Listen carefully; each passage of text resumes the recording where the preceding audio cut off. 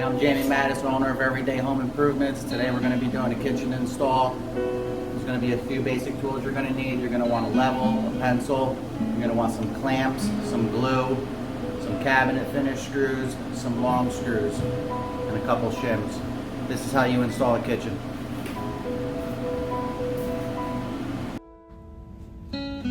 Here I'm marking the studs on the wall, and we're also putting a level piece of wood on the wall on the level line that we made that's going to support the weight of the upper cabinets while we screw them to the studs.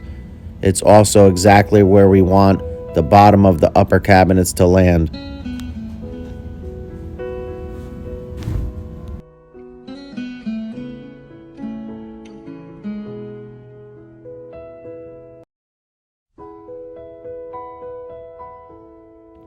Now we'll start in the corner and work our way out. Once we get it in place, we'll check it for level. Once we know it's level, we'll screw it to the wall. Once that's done, we'll open up the next cabinet.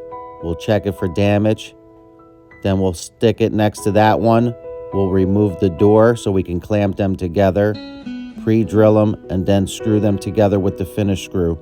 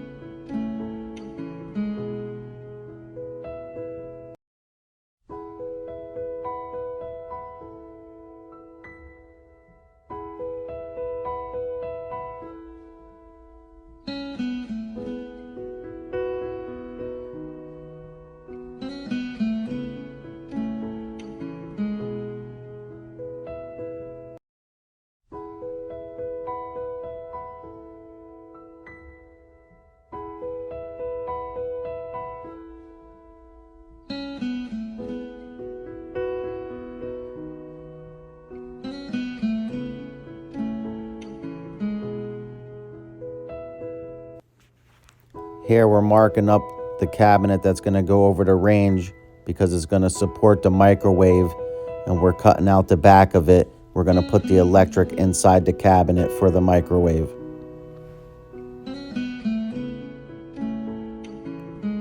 Once again, we place the cabinet next to the other one. We remove the door. We check them to make sure they're where we want them.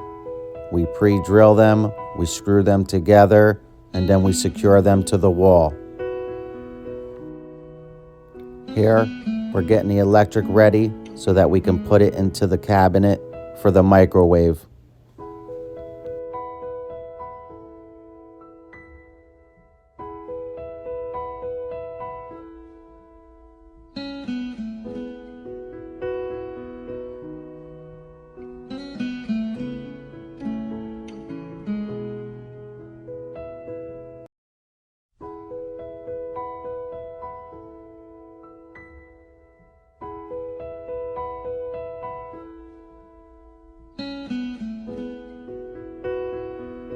Always read your plans. Here, they wanted a 1-inch filler against the wall, so we removed that corner cabinet and slid it over.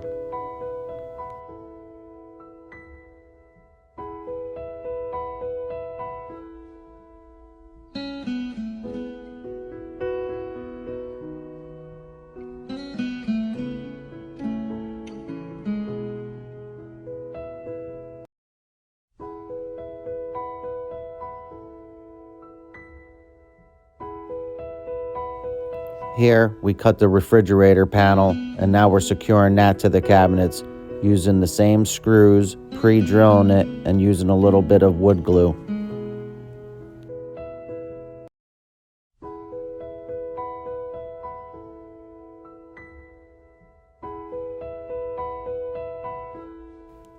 Now we're screwing the cabinet that goes over the fridge to the other side of the fridge panel, and we're going to install that as one piece.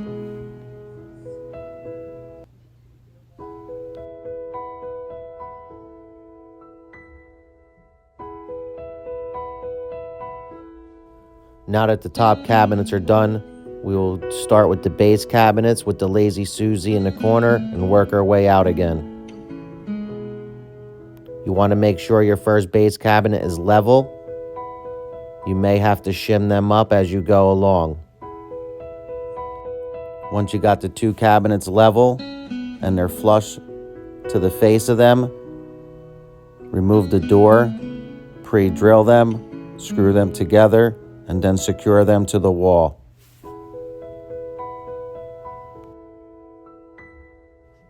Here we're preparing a 36-inch sink base. This sink base is going to be customized to support a farm sink.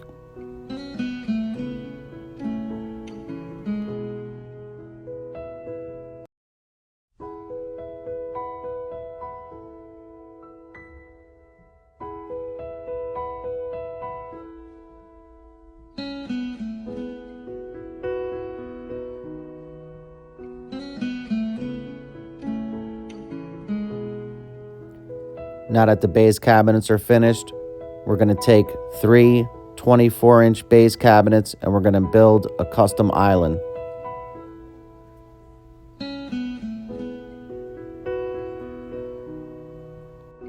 Now I'm figuring out exactly where I want to start with my base cabinets because we have power going through these cabinets for her.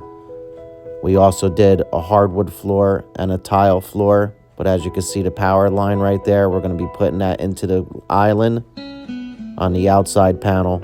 This way she has power on her island. This was a whole house renovation in Saraville, New Jersey.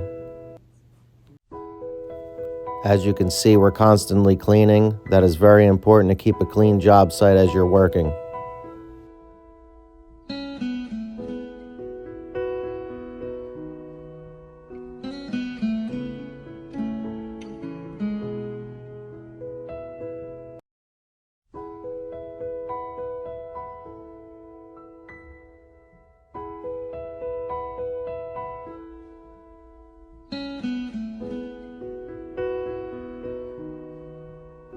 Once again, we put the base cabinets together. We check them for level and to make sure they're plumb on the face. Then we shim them up if need be, clamp them, pre-drill them, and then screw them to one another.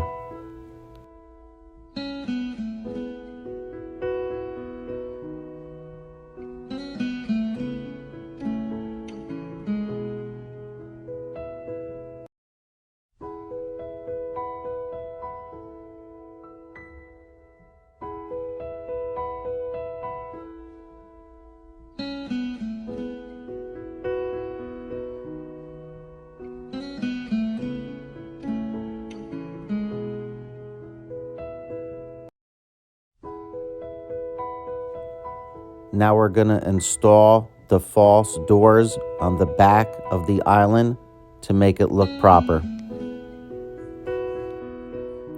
We're gluing them and nailing them with finished nails.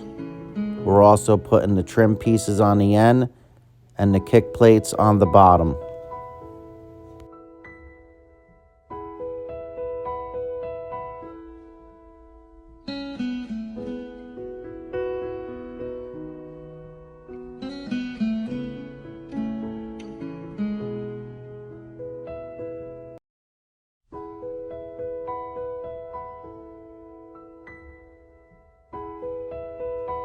Now that all the cabinets are done being installed, we're getting ready to put our custom crown molding on these cabinets.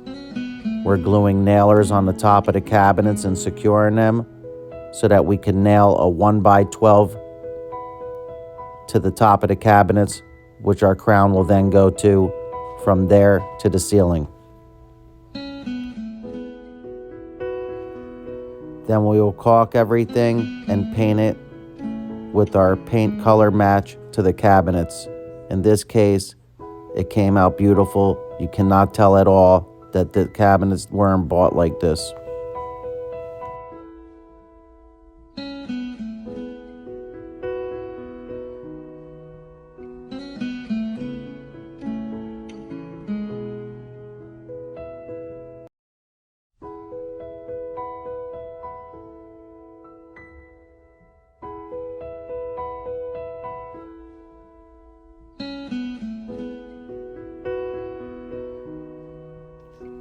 Now that we're done installing our nailers, let's put this 1x12 on for our crown molding. As you can see, I'm gluing and nailing.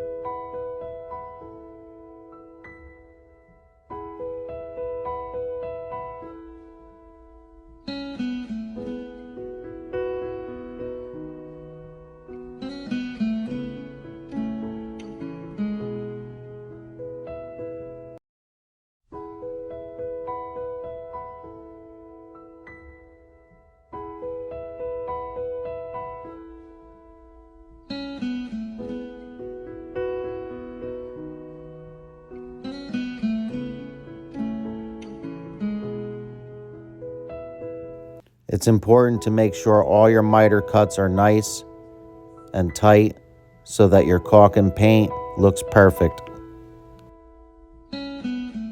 I glue all my pieces together and nail them, and that prevents the seams from ever coming apart. Alright, now that our 1x12's on, let's install this crown molding and paint it to match the rest of the cabinets.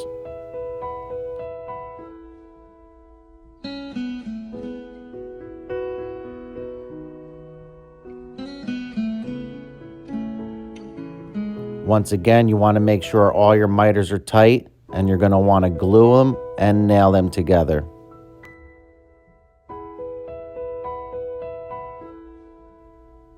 I use Hellman's wood glue.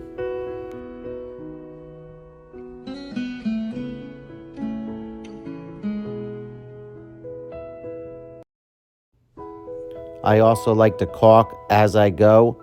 This way I don't have to run back and forth with the ladder. So I nail my piece of crown molding on, and then I caulk it, and then I move on to the next one.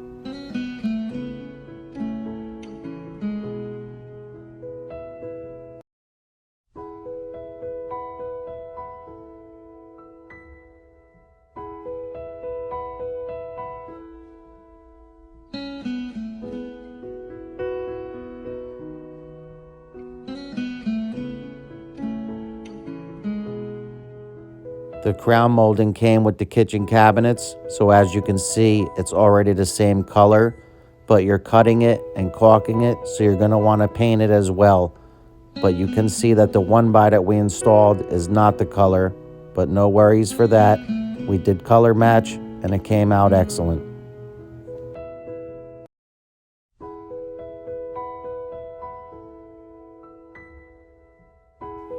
Now that the crown molding's installed and caulked, let's paint everything and make it look like one piece.